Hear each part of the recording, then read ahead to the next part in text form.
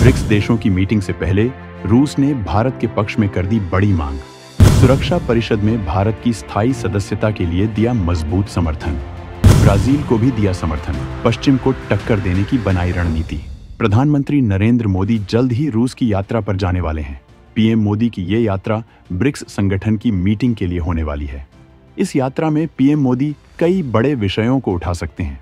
Ukraine युद्ध को लेकर भी चर्चा हो सकती है। लेकिन इस यात्रा के पहले ही रूस ने भारत के लिए कुछ ऐसी मांग कर दी है कि जिससे भारत गदगद हो गया है। दरअसल ऐसा पहली बार नहीं है जब रूस ने भारत के लिए ये मांग की है। वो पहले भी इसकी पुरजोर मांग करता रहा है। हाल में ही संयुक्त राष्ट्र में भी रूस ने अपनी मांग उठाई थी और अब रूस के विदेश मंत्री ने एक बार फिर से भारत और ब्राजील के लिए स्थायी सदस्यता की मांग की है, जबकि अफ्रीकी देशों के लिए भी इसकी मांग की है। हालांकि रूस ने किसी नए पश्चिमी देश के इसमें शामिल होने का विरोध किया है। भारत जिन G4 देशों के साथ स्थायी सदस्यता की मांग कर रहा है, उसमें एक पश्चिमी देश जर्मनी भी है। तो आखिर UNSC को लेकर रूस की क्या है रणनीति? इस बारे में जानने के लिए वीडियो को अंत तक देखिए। पश्चिम के खिलाफ रूस मजबूत करना चाहता है अपना खेमा। UNSC में समर्थक देशों की संख्या ज्यादा होने से बढ़ेगा जलजला। दरअसल रूस ने इस जंग में देख लिया है कि अमेरिका ने कैसे अपने इकोसिस्टम के दम पर उसकी आर्थिक हालत पर दबाव बनाने की कोशिश की। इसी वजह से वो लगातार अपना खेमा मजबूत करना चाहता है। सुरक्षा परिषद में पहले ही अमेरिका, फ्रांस और ब्रिटेन मौजूद हैं। इस वजह से अमेरिका कई बार दबाव बना लेता है और रूस चाहता है कि चीन के अलावा भारत और दूसरे देश भी शामिल हों, जिससे उसके समर्थकों की संख्या सुरक्षा परिषद में मजबूत हो। भारत रूस का पुराना पार्टनर है। रूस भारत को सबसे ज्यादा हथियार सप्लाई करता है। दोनों के बीच मजबूत रिश्ता है। तमाम पश्चिमी दबाव के बाद भी रूस और भारत की दोस्ती में कोई फर्क नहीं पड़ा। भारत खुलकर रूस के साथ व्यापार करता रहा, जबकि ऐसे सारे प्रस्तावों से खुद को अलग रखा जो रूस के खिलाफ थे। यहां तक कि G7 बैठक के तुरंत बाद जो यूक्रेन के लिए शांति बैठक का आयोजन हुआ, भारत ने उसमें अपने डिप्लोमेट को भेजा था। तमाम दबाव के बाद भी भारत ने रूस से तेल आयात बंद नहीं किया, जबकि भारत ने रूस से तेल आयात जबरदस्त तरीके से बढ़ा दिया। भारत रूस के बीच व्यापार लगातार बढ़ता ही जा रहा है, जबकि कई अमेरिकी एजेंसी का दावा है कि भारत ने इस बीच रूस को हथियारों की भी सप्लाई की है, जबकि भारत उसे ऐसी चीजें सप्लाई करता रहा है जिसकी वजह से रूस घातक हथियार बना सका। भारत आखिर ऐसा क्यों नहीं करता? कई बार ऐसे मौके आए हैं जब रूस ने भारत को ऐसे समय में मदद दी है जब थोड़ी भी देरी पूरा गेम पलट सकती थी। बांग्लादेश विभाजन के वक्त ही कुछ ऐसी ही हालत हुई थी। अमेरिका ने भारत के खिलाफ जंगी जहाज उतार दिया था, लेकिन ऐन वक्त पर रूस ने अपना जंगी बेड़ा भेज दिया, जिसके बाद अमेरिका दुम दबाकर भाग गया था। वहीं रूस भारत के पक्ष में कई बार अपने वीटो का इस्तेमाल कर चुका है। रूस ने भारत को ब्रह्मोस जैसी मिसाइल देकर चीन की चुनौती बढ़ा दी है, जबकि पाकिस्तान की पतलून गीली कर दी है। इस मिसाइल ने पाकिस्तान के डिफेंस सिस्टम की हवा निकाल दी थी, जब एक बार बिना पेलोड के ये मिसाइल पाकिस्तानी इलाके में घुस गई थी और उसका कोई डिफेंस सिस्टम इसे रोक नहीं पाया था। भारत और रूस के बीच इसी दोस्ती की वजह से भारत जहां अपने दोस्त रूस के साथ संकट के इस वक्त में मजबूती से खड़ा है, वहीं रूस भी भारत की हर मांग का पुरजोर समर्थन करता है और रूस के करीब है। इसी वजह से रूस ने ब्राजील को भी समर्थन दिया है, जबकि भारत सुरक्षा परिषद में स्थायी सदस्यता का हकदार है।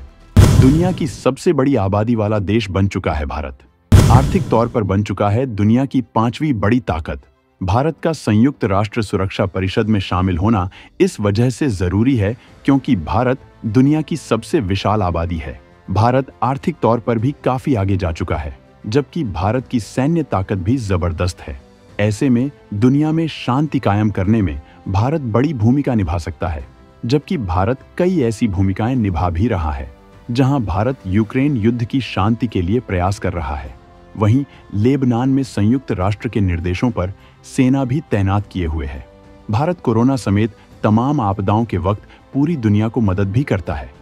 इसके अलावा भारत ग्लोबल साउथ देशों का भी नेतृत्व करता है। दुनिया में ऐसे सैकड़ों देश हैं जिनकी तमाम समस्याएं हैं। अगर भारत को स्थायी सदस्यता मिलती है तो भारत इनके पक्ष में मजबूत आवाज उठा सकता है, इनकी मदद कर सकता है।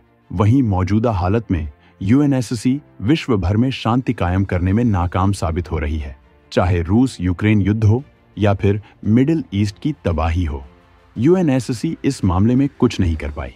इसकी वजह यह है कि उनके बीच खुद ही टकराव है, जबकि दुनिया के ज्यादा देशों को इसमें अधिकार नहीं मिलने से कोई शांति की कोशिश भी नहीं करता है। भारत G4 देशों का समूह बनाकर इस मांग को मजबूती से उठा रहा है। लगातार सुरक्षा परिषद में सुधार की मांग की जा रही है।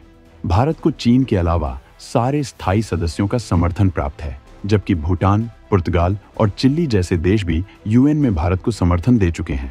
सुरक्षा परिषद संयुक्त राष्ट्र की बहुत बड़ी शक्ति है। इनका ग्लोबल पॉलिटिक्स में बहुत बड़ा महत्व है। रूस चाहता है कि वो अमेरिका के खिलाफ बेहद मजबूत संगठन तैयार करे, जो IMF और वर्ल्ड बैंक जैसे संगठनों को मिट्टी में मिला सके। इसकी वजह यह है कि अमेरिका इन संगठनों के जरिए अपने डॉलर की धमक पूरी दुनिया में कायम करता है, जिसका सबसे बड़ा फायदा उसे होता है।